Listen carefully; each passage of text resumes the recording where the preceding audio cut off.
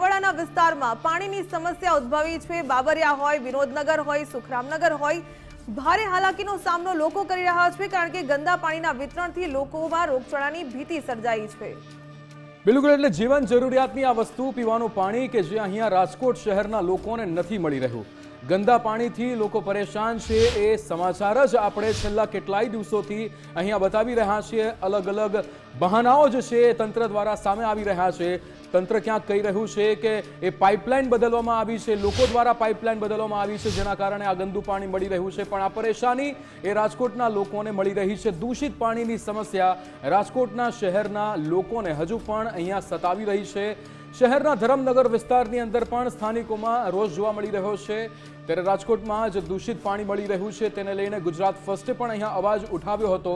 દૂષિત પાણી પીવાના કારણે નાના બાળકો, વૃદ્ધો અહીંયા મોટી મોટી બીમારીઓથી અહીંયા પીડાઈ રહ્યા છે। અનેક ફરિયાદો તંત્ર પાસે પહોંચી છે, પણ તંત્ર અહીંયા બહેરા તેના કાન જે છે એ આંખ આડા કાન કરવાની જે નીતિ છે તેના કારણે અહીંયા લોકોને પરેશાની ભોગવવી પડી રહી છે।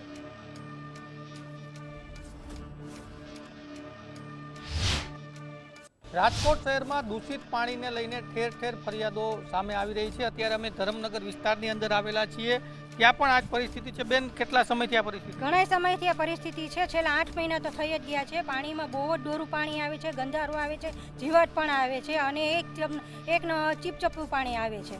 બરોબર, પાણીમાં આપણે ભરીએ ને ત્યારે ફીણ પણ એવા વળે છે। અત્યારે રોગ એવો છે, બચ્ચાઓ માંદા પડે છે, બધાને ખબર છે, છતાંય આ લોકોને કમ્પ્લેન કરી, છતાંય આ લોકો સારું પાણી નથી આપતા। બેન, કમ્પ્લેન કરો તો કોઈ નિરાકરણ આવે છે કે પાછું એને? કાંઈ નહીં આવે, કોઈ નથી આવતું। ત્યારે ફરિયાદો 100 હશે પણ નિરાકરણ અહીંયા શૂન્ય મળી રહ્યું છે લોકોને।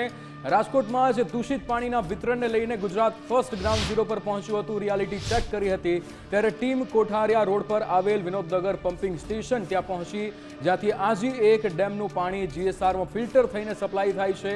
તપાસમાં ખુલ્યું કે ફિલ્ટર થઈને આવતા પાણીના કલરમાં મોટો તફાવત જોવા મળ્યો। ફીણવાળું દૂષિત પાણી લોકોને મળી રહ્યું છે અને આ પાણી જે પાઇપલાઇન દ્વારા લોકોના ઘર સુધી પહોંચે છે તે એકદમ ગંદુ હોય છે, જેના કારણે નાગરિકોના સ્વાસ્થ્ય સામે ગંભીર જોખમ ઊભું થયું છે।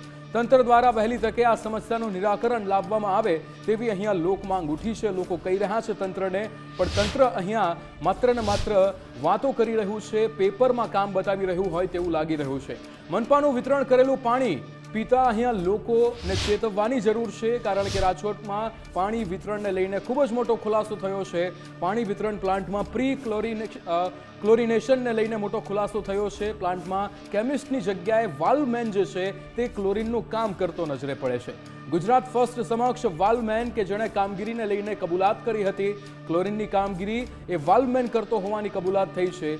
એણે કહ્યું હતું કે જાડેજા સાહેબના કહ્યા અનુસાર કામગીરી અમે કરીએ છીએ, માત્ર એક પાસ વ્યક્તિ ક્લોરિનની કામગીરી કરતા અનેક સવાલો ઉઠી રહ્યા છે। આપ જોઈ શકો છો કે અહીંયા કેટલા અનપ્રોફેશનલ લોકો જે છે તેના દ્વારા આ કામગીરી જે છે તે કરવામાં આવી રહી છે। રાજકોટની આ સમસ્યા પર આપણે તમામ વિગતો જાણીશું। આપણી સાથે રાજકોટથી રહીમ લાઈવ જોડાઈ ગયા છે। રહીમ, આ એક ખૂબ જ ગંભીર પરિસ્થિતિ કહી શકાય, લોકોને પીવાનું પાણી એટલું દૂષિત મળી રહ્યું છે, શું તંત્રને એવી કોઈ જ અહીંયા કદર નથી લોકોના સ્વાસ્થ્યની? નાના બાળકો, વૃદ્ધો અહીંયા બીમાર થાય તો થવા દો, અહીંયા લોકોને તકલીફ પડતી હોય તો થવા દો, શું આ નીતિથી ત્યાંનું મહાનગરપાલિકા કામ કરી રહ્યું છે?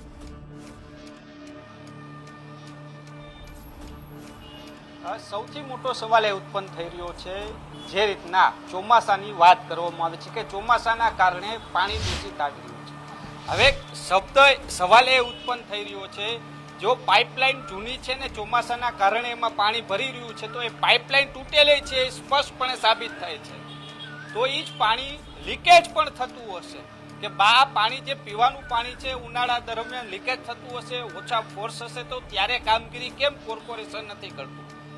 બીજી બાજુ એ પણ સવાલ ઉત્પન્ન થઈ રહ્યો છે કે ભૂગર્ભના પાણી એમાં ભળી રહ્યા છે, તો ભૂગર્ભની લાઈનો તો લીકેજ નથી ને? આ પણ એક સૌથી મોટો સવાલ ઉત્પન્ન થઈ રહ્યો છે, કારણ કે લોકો બીમાર પડી રહ્યા છે, ઝાડા ઉલટીના કેસો વધી રહ્યા છે। આ સૌથી મોટા સવાલો ઉત્પન્ન થઈ રહ્યા છે। સૌથી વધારે આ પ્રશ્ન ઉત્પન્ન થતો હોય તો છેવાડાના વિસ્તારો છે, સ્લમ વિસ્તારો જ્યાં છે ત્યાં સૌથી વધારે આ સવાલ ઉત્પન્ન થઈ રહ્યો છે।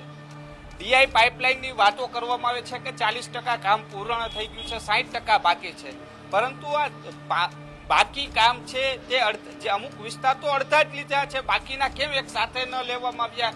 સ્લમ વિસ્તાર કેમ બાકી રાખી દેવામાં આવ્યો? કારણ કે અમુક વિસ્તાર તો એવા છે કે જે વિસ્તારમાં ડીઆઈ પાઇપલાઇન નાખી છે તે જ વિસ્તારની બાજુમાં થી આ સ્લમ વિસ્તાર ચાલુ થાય છે, એટલે સ્લમ વિસ્તારમાં ભલે ગંદુ પાણી આવે એવી રાહ જોતા હતા. એટલે આ સવાલો ઉત્પન્ન થઈ રહ્યા છે. બીજી બાજુ ESR અને GSR કે જ્યાંથી હું જ્યાં ગયો તો આજે એક ડેમમાંથી ત્યાં ફિલ્ટર થઈને પાણી પહોંચે છે. આ GSR નો જે ટાંકી છે કે જ્યાં પાણી એકત્ર થાય છે ત્યાં અંદર પણ પાણીનો કલર આખો અલગ આવે છે. ફીણવાળું પાણી સ્પષ્ટપણે જોવા મળી રહ્યું છે. જ્યારે ત્યાં ક્લોરિનેશનનું કામગીરી એક વાલમેન કરી રહ્યો છે.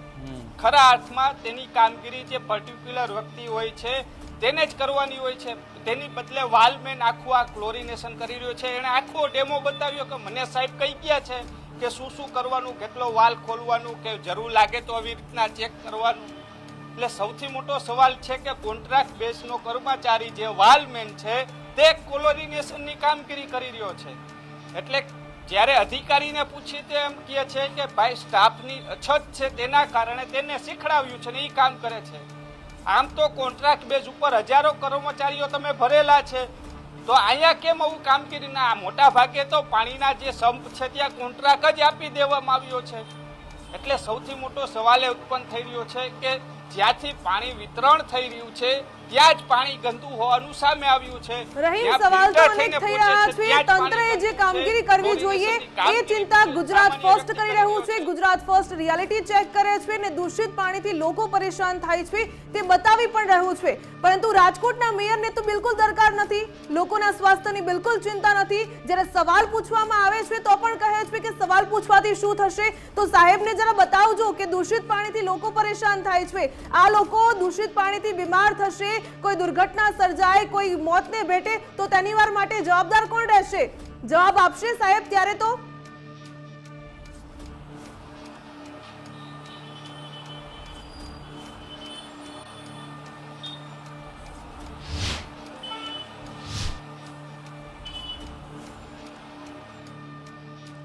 રહીમ, જે પ્રકારે જ્યારે મેયરને સવાલ કરવામાં આવે છે ત્યારે સવાલના જવાબ આપતા તો તેઓ અકળાઈ જતા હોય છે. જવાબ આપવાની પણ દરકાર નથી લેતા. જે કામ તંત્રએ કરવું જોઈએ તે ગુજરાત ફર્સ્ટ કરી રહ્યું છે, લોકોની ચિંતા કરી રહ્યું છે, લોકોની દરકાર કરી રહ્યું છે, રિયાલિટી ચેક કરી રહ્યું છે કે દૂષિત પાણીથી લોકો કેટલા પરેશાન છે. બાળકો, વૃદ્ધો, સૌ કોઈ આ દૂષિત પાણી પીવે તો તેમની સાથે કઈ અઘટિત ઘટી શકે છે, બીમાર થઈ શકે, હોસ્પિટલમાં એડમિટ થઈ શકે, મોતને પણ ભેટી શકે. પણ સવાલનો જવાબ આપવાથી પણ જો મેયર ભાગતા હોય તો આમની ચિંતા કોણ કરશે? રાજકોટ વાસીઓ ભગવાન ભરોસે છે કે શું? ચોક્કસપણે એ જ સૌથી મોટો સવાલ ઉત્પન્ન થઈ રહ્યો છે. કામગીરી બતાવવા માટે કાગળ ઉપર રાજકોટ મહાનગરપાલિકા અને મેયરની ટીમ કમ્પ્લીટ છે કે ભાઈ અમે જ આંકડા બતાવીએ છીએ, અમારા જ આંકડા છે. સાહેબ, તમારા આંકડા છે તે માત્ર આરોગ્ય કેન્દ્રના છે, તમારા આરોગ્ય કેન્દ્રના. ક્યારેય તમે જોયું કે રાજકોટ સિવિલ હોસ્પિટલની અંદર કેટલા આંકડા આવે છે ઝાડા ઉલટીના, તાવના? એક વખત જાણી અને જાહેર કરો એટલે તમને ખબર પડશે કે રાજકોટમાં બીમારીનો રેશિયો છે તે કેટલો ઊંચો છે. લોકો બીમાર પડી રહ્યા છે. 2 કે 3 દિવસ પહેલા જ વાવડી, જે રાજકોટ મહાનગરપાલિકાનું છેવાડાનું વિસ્તાર છે કે જ્યાં એક નાનું બાળક છે તે ઝાડા ઉલટીના કારણે મોત થઈ ગયું છે. નાના બાળકનું મોત થઈ ગયું છે. તેની જવાબદારી શું કોર્પોરેશન સ્વીકારશે? આ જ સવાલ ઉત્પન્ન થઈ રહ્યા છે. ગંદા પાણીના કારણે લોકો બીમાર પડી રહ્યા છે, પરંતુ સવાલો જ્યારે ગુજરાત ફર્સ્ટ કરે છે ત્યારે મેયરશ્રી અકળાઈ રહ્યા છે. આ જ સૌથી મોટો સવાલ છે. ખરા અર્થમાં તેના તંત્રને કામે લગાડવાનું હોય છે, પરંતુ ક્યાંક ને ક્યાંક કામની બદલે માત્ર મોટી મોટી વાતો જ કરી રહ્યા છે. સિંઘમ સ્ટાઇલથી આવું ને કામગીરી બતાવી, આ જ એની સ્ટાઇલ છે, પરંતુ જ્યારે કામ કરવાની વાત આવે છે ત્યારે ભાગી રહ્યા છે. આ જ સૌથી મોટો સવાલ ઉત્પન્ન થઈ રહ્યો છે. જી બિલકુલ રહીમ, ધન્યવાદ તમામ જાણકારી સાથે જોડાવા બદલ. તો જે રીતે અહીંયા સવાલો તો થઈ રહ્યા છે, પણ તંત્ર શું એનું કામ કરશે એ પણ એક પ્રશ્નાર્થ છે. કારણ કે તંત્ર દ્વારા જે નિવેદનો આપવામાં આવે છે તે ક્યાંક ચિંતાજનક હોય છે. મેયર ખુદ એવું કહી રહ્યા છે કે સવાલો પૂછવાથી શું થશે, પણ હું અહીંયા અમે લોકો ગુજરાત ફર્સ્ટ એવું કહી રહ્યું છે, લોકોને એવું કહી રહ્યું છે કે સવાલો પૂછશો તો એનું સમાધાન આવશે. એ સવાલો પૂછવા પડશે, કારણ કે આજે તમે જો તમારી ચિંતા નહીં કરો તો આવનારી પેઢીને આ તમામ વસ્તુઓ ભોગવવી પડશે અને તેનું પરિણામ, એનું જે કારણ છે તે આપણે લોકો હશું કે જેમણે સવાલો નથી પૂછ્યા અને એ કામ નથી થયા. એટલે સવાલો પૂછો તો તમને સમાધાન મળશે. આજની અમારી વિશેષ રજૂઆતમાં બસ આટલું જ. આપ જોતા રહો ગુજરાત ફર્સ્ટ. નમસ્કાર.